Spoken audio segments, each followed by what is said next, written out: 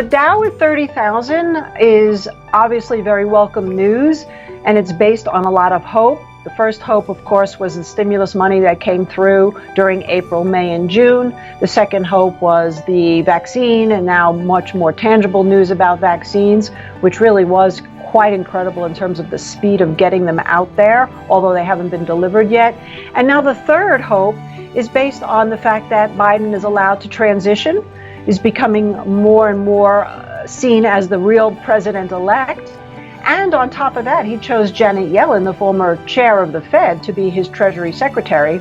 And it looks like he's going to stick with Powell as the Fairman chair. So that's going to be very good for the markets overall, because it's really sending a signal to the market that there will be, not only the pandemic might be behind us all as we get into 2021, but it also means that we will have a accommodative Treasury and accommodative Fed, and so they're not going to allow the market to tank for any other unexpected reasons at this point.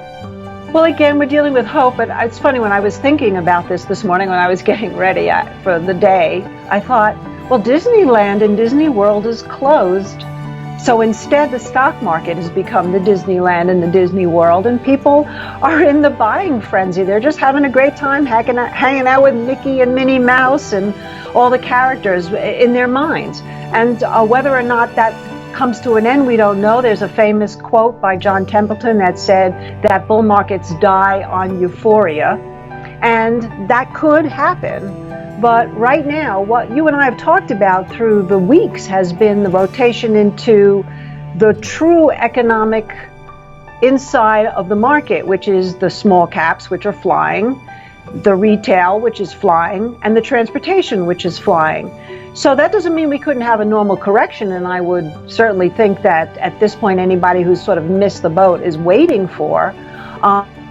But it really shows that there's true optimism. And so whatever happening with the virus right now, it's forward thinking. And they believe that we will get through this, and that the vaccine will really help, and that businesses aren't going to shut down any more than they already have. So perception, herd mentality, as they say. The market always gives you other opportunities. There's always corrections. There's always selling.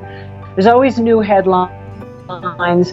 To chase the market up at these levels, what I always caution investors is about risk.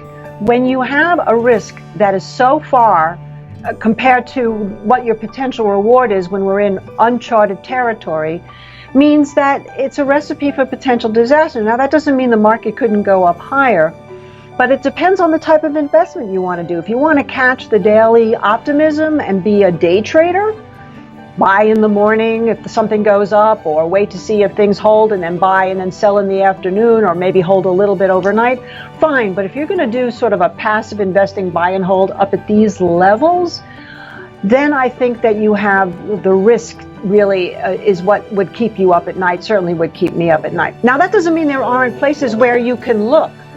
If you're a long-term trader, I would be looking for other opportunities based on this optimism that are still relatively undervalued compared to what these big sectors like the Dow and the small caps and transportation retail are doing. Like, for example, commodities. We're still looking at the possibility of commodities. There were big news this week that a lot of the vessels are anchored out at sea because they can't get to dock. So they're holding a lot of raw materials, including petrol, by the way.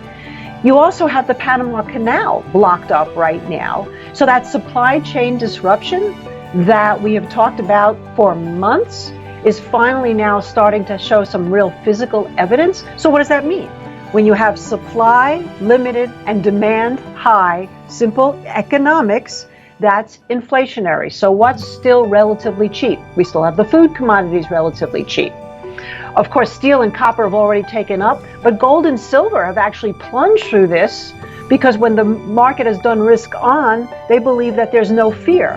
Well, I think the fear really is going to be what's happening here, which is these unprecedented prices of going up of raw materials, that eventually gold and silver will be back to looking like a buy, and I'm watching very carefully. So again, if you're a long-term investor, you have to be smart. Maybe it's time to sell the bonds. That's another possibility.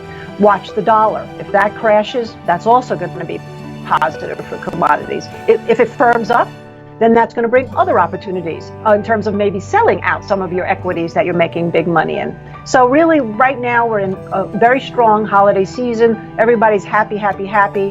But I'm looking ahead at 2021 of what is going to emerge. Well, this is exactly where the oil was trading in March, at around $45 to $47 a barrel if you're looking at West Texas. And so right now, we're right into resistance. And it looks pretty good, though. It's been basing, and so it's breaking out of the base. I would look at $50 a barrel from here to see what happens. And again, I think that at this point, it's probably still a relatively good opportunity if you know what your risk is. OPEC just came out basically and said they expect another 25% increase in demand going into 2021.